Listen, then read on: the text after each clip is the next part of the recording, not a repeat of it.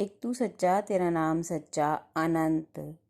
पृष्ठ 276। सतपुरुष बाबा फुलसंदे वाले फरमाते हैं कि एक बादशाह ने वजीर से कहा कि किसी सच्चे गुरु की तलाश करके उसकी सेवा करनी चाहिए, जिससे ईश्वर की नज़दीकी हासिल हो सके, जिससे जन्म अकारथ ना जावे। ऐसा विचार करके चारों तरफ आदमी दौड़ा दिए कि कहीं कोई सच्चा व्यक्ति हो तो ढूंढ कर लाओ। बहुत समय बाद पता चला कि एक जूता सिलने वाला व्यक्ति ईश्वर का सच्चा बंदा है। वो सच्चा गुरु है। हर तरह से उसे आजमाया गया है। वो सत्पुरुष है। उससे ईश्वर के रहस्य को जानना चाहिए। पर बादशाह के मन में खलबली मच गई। बादशाह होकर एक चमार को कैसे गुरु बनाऊं? इस पशुपेश में राजा को काफी दिन बीत गए। वजीर ने कहा, ए बादशाह, आयु फूटे घड़े से बहते जल के समान कम होती जा रही है। पहले तो ये ठीक से पता नहीं कि वो चमार तुझे अपना मुरीद यानी शिष्य बनावेगा भी या नहीं। क्या पता तुझसे उसकी शर्तें पूरी हों या ना हों, और तू है कि उसके पास भी चलने को तैयार नहीं। वो गुरु सच्चा है। उसका अंतःकरण पवित्र और ईश्वरीय ज्ञान से प्रकाशित है। तब एक दिन राजा सजे हुए हाथी पर चढ़कर उस गुरु के दर्शन के वास्ते चला। गुरु अंतर्यामी था। बादशाह के अभिमान का ख्याल करके उसने यही उचित समझा कि अपनी झोपड़ी छोड़कर कहीं चला जाऊं। वो जाने को ही था कि उसके हृदय के आकाश में ईश्वर की वाणी उतरी कि ए बंदे, एक इंसान, चाहे वो कितना ही बुरा हो, पवित्र जीवन और मुक्ति की कामना लेकर तेरे पास आता है। वो बादशाह होकर भी तेरे दर पे सवाली है। तू उसे निराश न कर। वो संत जाते जाते रुक गया। उधर हाथी पर चढ़ा बादशाह चला आता था। वजीर ने कहा, ए बादशाह, हाथी पर चढ़कर गुरु के पास जाना ठीक नहीं। वो हाथी से उतरकर पैदल नंगे पैर वजीर के साथ संत की झोपड़ी पर जा पहुंचा। बादशाह ने खुद को बड़ा समझते हुए संत के पैर न छुए।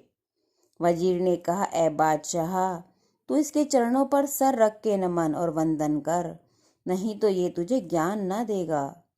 ईश्वर का ज्ञान शहंशाहों के अभिमान और सल्तनतों से कहीं बढ़कर है। कोई घड़ा लाख बरस तक समुद्र पर तैरता रहे, जब तक वो समुद्र के सामने नतमस्तक नहीं होगा, भरेगा नहीं, खाली ही रहेगा। बादशाह ने वजीर के कहने से संत की चरण वंदना करी। गुरु मन ही मन मुस्कुराता रहा। गुरु ने कहा, ए बादशाह, मैं तुम्हारे ईश्वर का मंत्र प्रदान करता हूँ। अपनी आत्मा में तू इस रोशनी को संभाल। अपने दोनों हाथ आगे करके ये पवित्र जल स्वीकार कर। गुरु ने चमड़े से भीगी कुंडाली में हाथ डालकर गंदा पानी राजा के हाथों पर डाला कि लो, ये पी लो। बादशाह से वो जल पिया ना गया। उसने उस पानी को अपने कुर्ते पर उंधा लिया और तुनक कर वजीर पर क्रोध करता हुआ राज दरबार में वापिस आ गया। संत हंसा, कहने लगा, बादशाहों, अमीरों और अभिमानियों के लिए ईश्वर के दरवाजे में प्रवेश करना कितना कठिन है। ए बादशाह, तेरे नसीब में वो उजाला, वो ज्ञान न था जो मैं तुम्हें देना चाहता था। उधर बादशाह ने कुर्ता निकाला और तुरंत धोबी के यहाँ भिजवा दिया। धोबी के लड़के ने देखा कुर्ता बिल्कुल नया है, पर कोई खाने की वस्तु गिर गई है, और अचानक जाने उसके मन में क्या ख्याल आया कि वस्तु को चखने के ख्याल से कुर्ते पर होंठ लगा दिए और उसे चूसने लगा। बस फिर क्या था, ईश्वरीय ज्ञान से उसका सीना प्रकाशित हो गया। जमीन आसमान में उसे कुदरत का जहूर साफ दिखाई देने लगा। उसने देखा कि आकाश में जगह जगह देवता खड़े पार ब्रह्म की आराधना करते थे। जमीन के अंदर नाग और यक्ष गड़े धन को रक्षा करने के लिए खड़े थे। धोबी का लड़का कुछ ही दिनों में सिद्ध पुरुष के रूप में मशहूर हो गया। कितने ही लोग उसके दर्शन को आने लगे। बादशाह तक भी उसकी शोहरत पहुंची। बादशाह ने वजीर से कहा, चलो उस लड़के को देखते हैं, ईश्वरीय ज्ञान उससे हासिल करते हैं।